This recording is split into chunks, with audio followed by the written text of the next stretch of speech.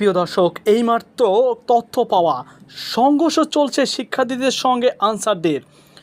ঢাকা বিশ্ববিদ্যালয়ের ডাবি শিক্ষার্থীদের সঙ্গে আনসার সদস্যদের সংঘর্ষ শুরু হয়েছে রোববার 25 আগস্ট রাত 9:20 এই সংঘর্ষ শুরু হয়। এর আগে আন্দোলনরত আনসার সদস্যদের হাতে অবরুদ্ধ উপদেষ্টা ও সমন্বয়কদের উদ্ধারে সচিবালয়ের দিকে যান শিক্ষার্থীরা।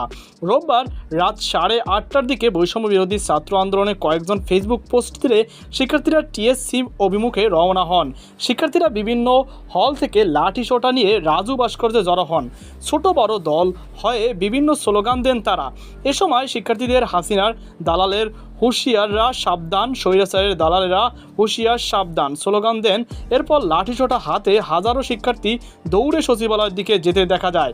এর আগে এক ফেসবুক পোস্টে সমন্বয়ক হাসানাত আবদুল্লাহ বলেন, সবাই রাজুতে আসেন, স্বৈরাচারী শক্তি আনসার হয়ে ফিরে আসতে যাচ্ছে। দাবি মানার পরও আমাদের সবাইকে সচিবালয়ে আটকে রাখা হয়েছে।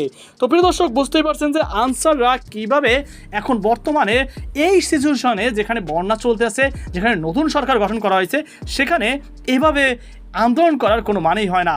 এর আন্দোলনের কোনো যৌক্তিক কোনো কারণ নেই। যেখানে রাষ্ট্র এমন একটা বিপদ মুখে আছে, সেই সময় এমন একটি অযৌক্তিক দাবি নিয়ে তারা মাঠে নেমেছে।